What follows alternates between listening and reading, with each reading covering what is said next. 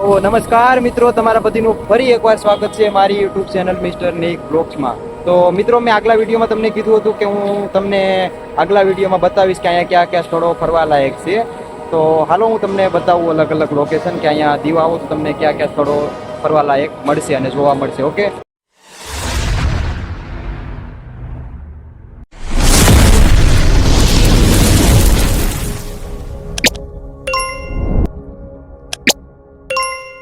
તો જો મિત્રો, આ પેલું છે નાગવા બીચ। તો તમે જોઈ શકો છો કે અત્યારે પબ્લિક ઓછી છે, સાંજનો સમય થઈ ગયો છે, બાકી હવેથી પબ્લિક વધી ગઈ છે, એટલે કે સવાર સાંજ અને વધારે આવે છે પબ્લિક। તો આ નાગવા બીચ છે। તો જો તમે દીવ આવતા હોય ફરવા તો એક વખત નાગવા બીચની જરૂર ને જરૂર મુલાકાત લેજો, એકદમ યાદગાર રહેશે તમારા માટે। ઓકે મિત્રો, બીજું લોકેશન છે ખુખરીનું। તો તમે ક્યારેય પણ આવો ને અહીંયા દીવ ફરવા તો ક્યારેક ને ક્યારેક ખુખરી વે જાજો, કેમ કે ત્યાં પણ મસ્તના લોકેશન છે। I'm finding a way, I can never do well, but I want you by my side of my all day.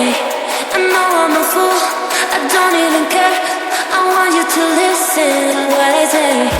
I love you but it's so confusing, I'm winning at the same time losing.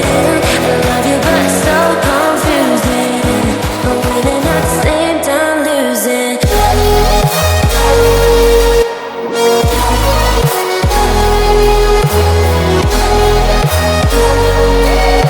તો ત્રીજું location છે મિત્રો કિલ્લો। જો તમે દીવમાં આવો તો કિલ્લે તો બધા જાય જ છે, કેમ કે દીવમાં એન્ટર થતાં જ કિલ્લો આવી જાય છે। તો તમે કિલ્લાની પણ મુલાકાત લઈ દેજો। હું તમને થોડુંક એના વિશે વિડીયો આગળ સ્ક્રીન ઉપર રાખી દઉં છું, તમે જોઈ લેજો। હું જ્યારે જઈશ ને એના ઉપર અલગથી વિડીયો બનાવીશ। ઓકે,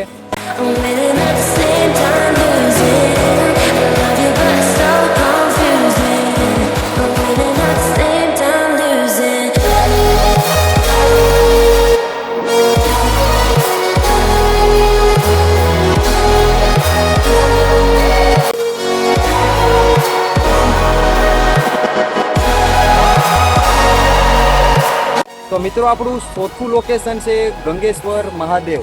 જો તમે દીવ આવો ને તો ગંગેશ્વર મહાદેવની પણ મુલાકાત લેજો। દરિયાનું પાણી આવે છે ને તેમનું દરરોજ એટલે કે જોઈએ ને તો 24 કલાક એનું જો કે પાણી કેમ ચડાવતો હોય એવી રીતનું ના કાર્ય પ્રોસેસ ચાલુ છે એવી।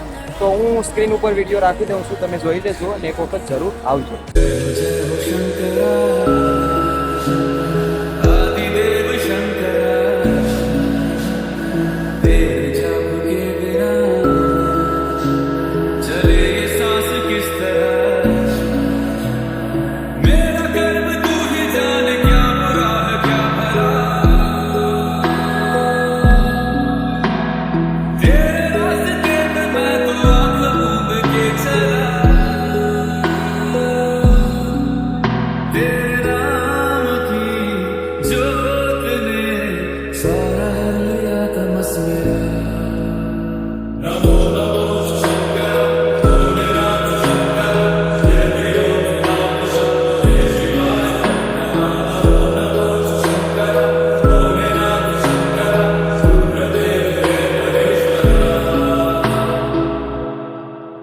તો મિત્રો, દીવનું પાંચમું લોકેશન છે, જે બેસ્ટ લોકેશન છે તે ચંપા ગેટ છે। તો જો તમે આવો ચંપા ગેટની પણ મુલાકાત જરૂર ને જરૂર લેજો। તો મિત્રો, દીવનું બેસ્ટ અને છઠ્ઠું લોકેશન છે દીવ મ્યુઝિયમ, કે જ્યાં તમને અલગ અલગ વસ્તુ જોવા મળશે। તો એક વખત તમે આવો તો ત્યાંની પણ મુલાકાત લેજો। સ્ક્રીન ઉપર વિડીયો રાખી દઉં છું, ઓકે, જોઈ લેજો।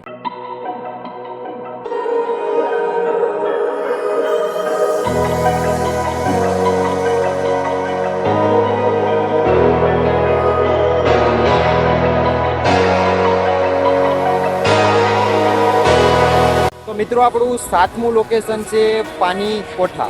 ઓકે, તો એ તો જો કે પાણીની અંદર છે, પરંતુ ત્યાં ક્યારેક જવા માટેની નાનીકડી બોટ એટલે કે વાણ જેવું આવે છે, તો તમે ના જઈ શકો છો। ઓકે, તો એક વખત એની પણ મુલાકાત લેશો, એટલે કે ઘણા બધા મૂવી બનેલા છે ને એ નાથી બનેલા છે। ઓકે, તો સ્ક્રીન ઉપર વિડીયો રાખી દઉં છું, તો એક વખત જરૂરથી ના જાજો। ઓકે,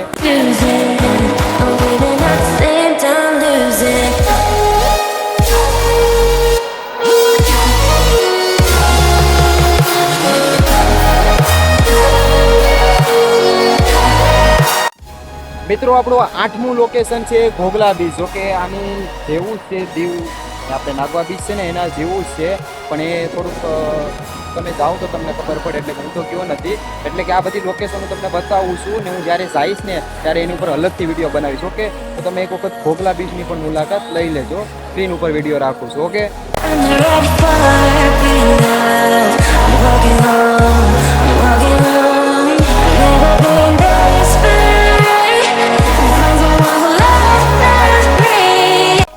મિત્રો 9મું લોકેશન છે અહીંયા ડાયનાસોર પાર્ક છે. જો કે અહીંયા નાગવા બીચની બાજુમાં છે, અહીંયા ઉપર જ છે. એટલે કે ત્યાં ડાયનાસોર પાર્ક છે, એટલે કે વાવાઝોડા પછીનું થોડુંક ઓલું થઈ ગયું છે નુકસાન, પરંતુ ના થોડુંક તો જોવાલાયક છે. એટલે કે થોડુંક ફોટા પડી જાય એના જેવું તો લોકેશન છે. એટલે કે જો તમે આવો દીવ તો એક વખત એની પણ મુલાકાત લઈ લેજો. ઓકે, સ્ક્રીન ઉપર વિડીયો એનો રાખી દઉં છું.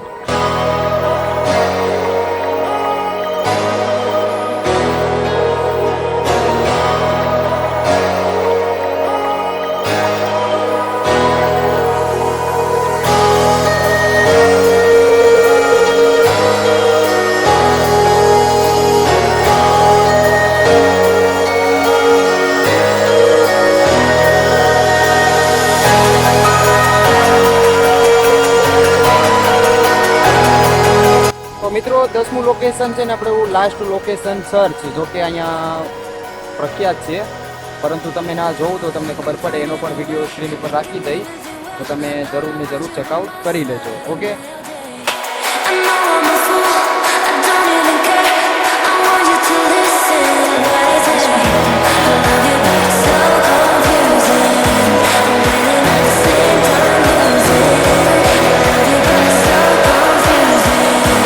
તો મિત્રો આ તમને વિડીયો સારો લાગ્યો હોય તો જરાક મારી યુટ્યુબ ચેનલને લાઇક, શેર અને સબસ્ક્રાઈબ કરી નાખજો. ઓકે, જો કે હવેથી હું અહીંયા નાગવા બીચ ઉપર ફની વિડીયો, પ્રેન્ક વિડીયો બનાવીશ.